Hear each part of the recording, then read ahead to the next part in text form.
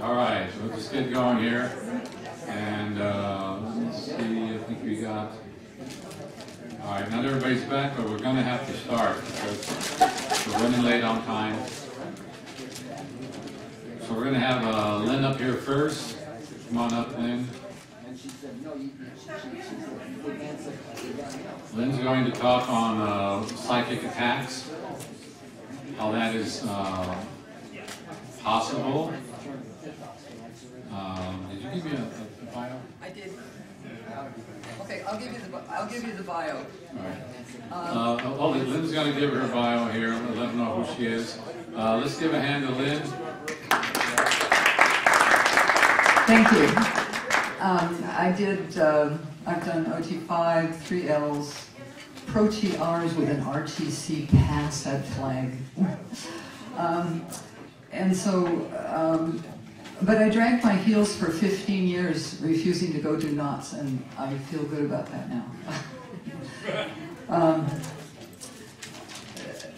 Ray wanted us to give a few things about psychic adventures we've had. Oh, first of all, how many of the Russians have experienced jet lag? Jet lag? Right? No jet lag? I don't know what you mean another way. Jet lag is when you travel a long way and you go, yeah? Okay, when my husband and I went to Holland, we found this website called How to Beat Jet Lag. It's on Google, and of course you need a Russian version. But it tells you how to use simple acupuncture to set your time clock forward, and when you arrive, you're on the time of the place you arrive at. That isn't part of my talk. That was just, you know, for the Russians. Okay, so psychic experiences. How many have heard of the thing called the OT tapes? Okay, it was a set of lectures that was recalled because it was imperfect and it was going to be reissued, and it was never reissued, and I still have them. And there were things on those OT tapes that were amazing. For instance, Ron said, and he said, don't do this if you're not up the bridge to a point where you're not going to key yourself in, you know? But I thought I was. I wasn't, but I thought I was. And he said you could go forward and backward in time, right where you are. So I was sitting on my bed in Seattle. I'm from Seattle. And so I'm sitting on my bed, and I went, well, I'll go 500 years into the past. And I saw Indians sitting on the beach in gray blankets. Well, that was neat. So then I went, I'm going to go 500 years into the future. And guess what I saw?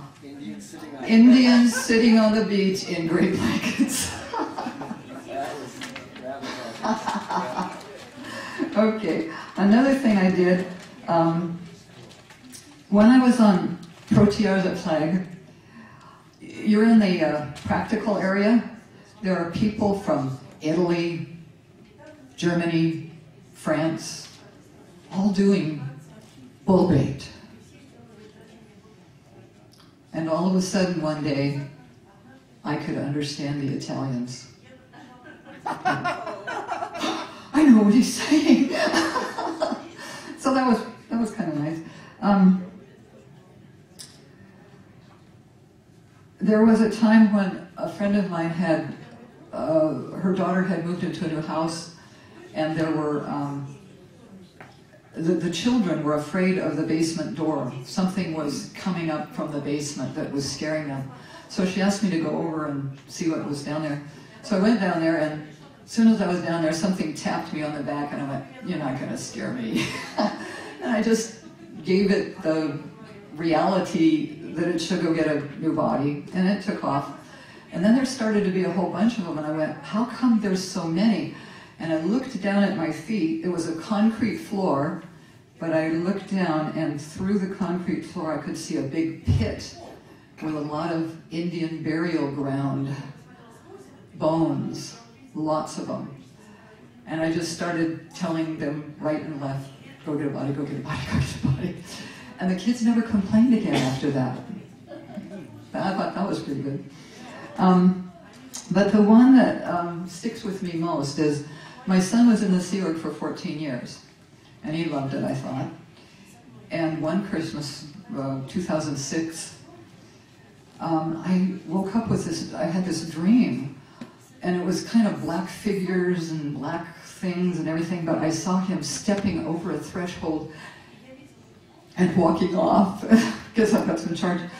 And when he called to say Merry Christmas, I told him about it. I said, wow, I had this dream. It was so real that you were blowing the Sea Org. Of course, you'd never do that. And he'd go, oh, no, Mom, no. Well, guess what? And a month later, he carried out his plan to blow the Sea Org, to escape. And we got a call from flag security, like, where is he? And it took us a while to track him down, but right after that call from flag, I had another funny dream. And I saw the road from Clearwater to Houston, around the Gulf, just a red line. And I woke up and I said, he's gone to Houston. Well, it turned out he'd gone to Houston. So I thought those were pretty good phenomena. But the thing that I want to talk about right now is psychic attack on whistleblowers. And this is a question mark. I'm not going to say it with an exclamation point. Last spring, a woman in Minneapolis that we know, she had been in Seattle, visited a spiritual healer for health reasons. And she was a whistleblower. She's been on things, whistleblowing. But what she found, what the healer found, was something really dark.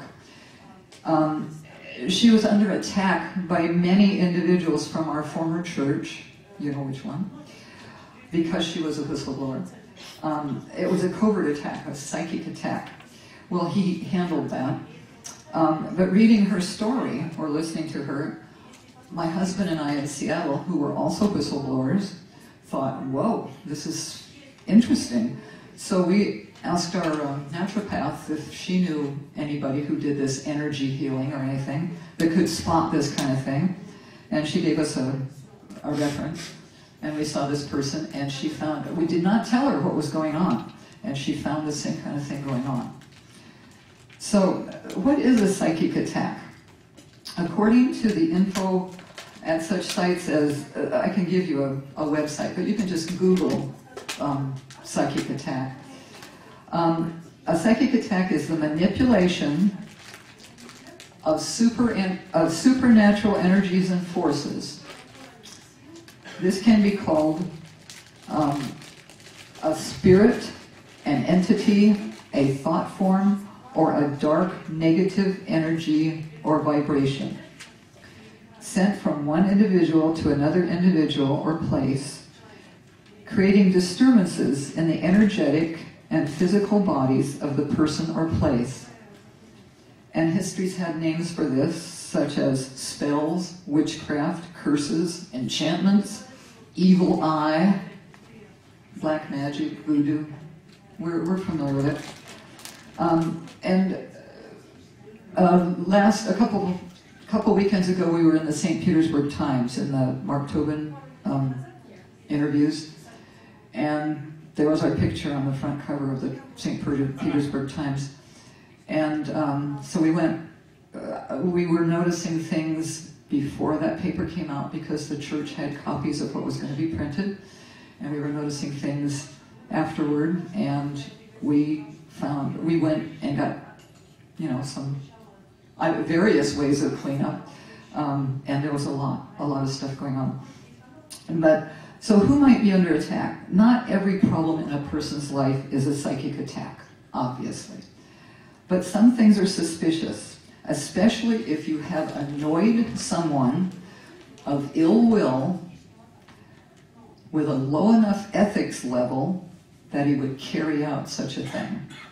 Who could that be? Okay, potential symptoms are particularly sudden fatigue or a drained feeling. There's loss of memory or mental acuity, uncharacteristic behavior, unexplained pain, recurrent nightmares, being suddenly accident prone, financial difficulties, conflict. Why am I acting this way toward my husband? I don't normally do this. I mean, I know the normal things I do. And then emotions like depression, fear, anger, or grief without a recognizable cause, or an obsessive thought or fetish. I'm not much into fetishes, but some people do. And there's more at some of those sites when you Google. So what to do about it? Obviously, you want to strengthen your physical situation. I mean, if you're only getting 3 hours of sleep every night, you know how you are mentally not as well off. Get rid of toxins and metals and junk food and excessive alcohol, cigarettes, things like that to whatever degree possible. But increasing your spiritual strength is the real key. Getting rid of negative emotions. We do that all the way up the bridge. And learning ways to handle such things. As far as I'm concerned, the energy healer type of person, she does not have the same terminology that we do. She sees things that I don't. I see some of the things she does, but she's temporary. It's a temporary solution. The real solution, from my experience, I learned some one handling on L12, which helps. Of course, the OT levels help, and Excalibur for going right on up and finding out how to handle things like this. And that's my talk. Any questions? Oh, yes, you can clap if you wish.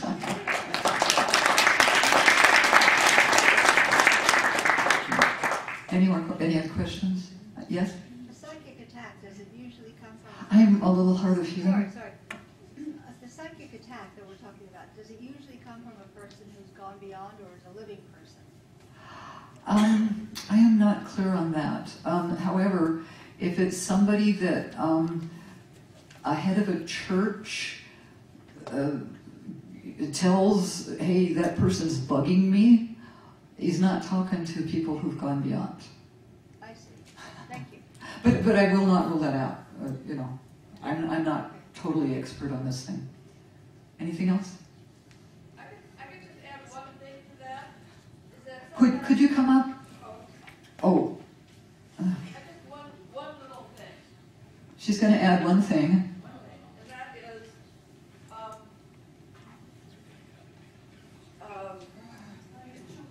many organizations She says many organizations.